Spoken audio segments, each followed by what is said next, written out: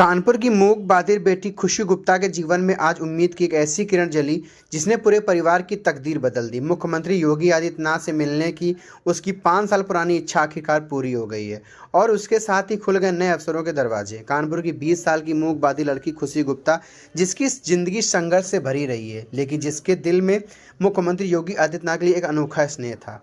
TV पर जब भी योगी आदित्यनाथ को देखती तुरंत उनकी पेंटिंग बनाने बैठ जाती। 5 साल में उसने सीएम योगी और प्रधानमंत्री मोदी की दर्जनों तस्वीरें बनाई हैं और इन्हीं भावनाओं ने उन्हें 22 नवंबर को अचानक कानपुर से लखनऊ पहुंचा दिया। बिना बताए घर से निकली खुशी लोक भवन तक पहुंच गई, पर मुख्यमंत्री से ना मिल पाने का दर्द उसे बाहर ही बैठा रोता छोड़ गया। हजरतगंज पुलिस ने उसे संभाला। हाथ से लिखे एक पर्चे में उसने सिर्फ इतना लिखा, मुख्यमंत्री से मिलने आई हूँ, मिले बिना नहीं जाऊंगी। खबर मीडिया में आई, मामला मुख्यमंत्री तक पहुंचा और मंगलवार परिवार को कॉल आया।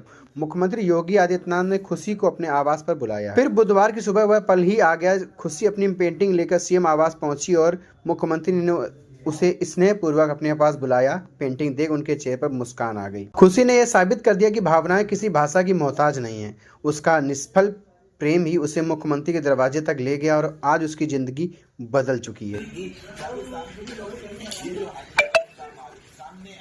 उसकी एक वजह तो इंडिया की तरफ से पाकिस्तान के ऊपर लेकिन मुसलसल धमकियां हैं और दूसरी जाने वाला कंट्रोल के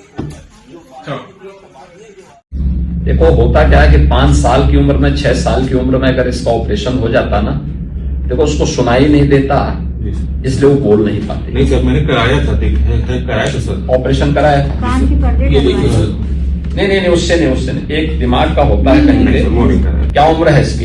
20 में चल रही है सर, 20 में चल रही है, 20 साल की है। 20 साल की हो गई है। 20 साल की हो गई बेचारी जो है।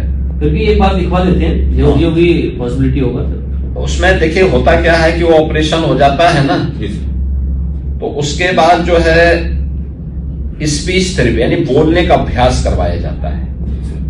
बोलने का अभ्यास करवा करके धीरे धीरे करके वो अपनी रफ्तार पकड़ लेता है, तो सामान्य जीवन जी सकता है। फिर उसमें बोलने में सुनने में कोई दिक्कत नहीं होती। हम तो सर गार्ड की नौकरी करते हैं कानपुर में सर। किस में काहे की नौकरी करते हैं? गार्ड की मार्शल की जो मेट्रो पढ़नी है ना सर, अभी चुन्नीगंज से लेके सर मालरोड तक का सर। हाँ। लड़का कौन क्लास में पढ़ता है? 7 में है सर, 10 में है सर। क्या उम्र है इसकी?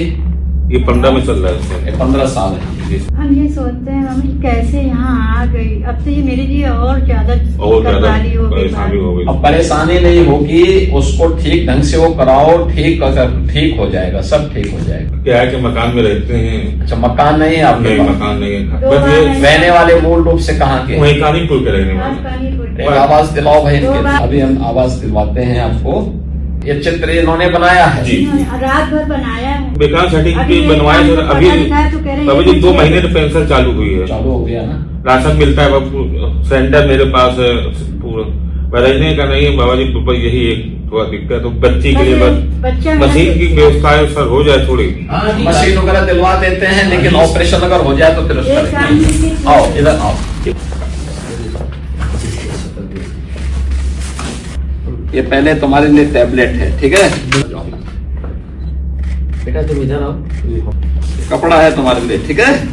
इनकी माता जी के लिए है, ये लीजिए। और इनके लिए कुछ आया? इनके लिए क्या है? इनको एक आवास की व्यवस्था करवाने के लिए बोलो, दिव्यांग जन कल्याण विभाग से बोलो जी सर कि उसका जो है वो शुरू करो। मस्तिष्क का अगर ऑपरेशन हो, उसका ऑपरेशन हो सकता है, कॉन्क्लेव इम्प्लांट बोलते हैं उसको, जैसे कॉकलियर इम्प्लांट होगा, उसका अगर हो सकता है तो उस पर एक बार विचार करना चाहिए, ठीक है।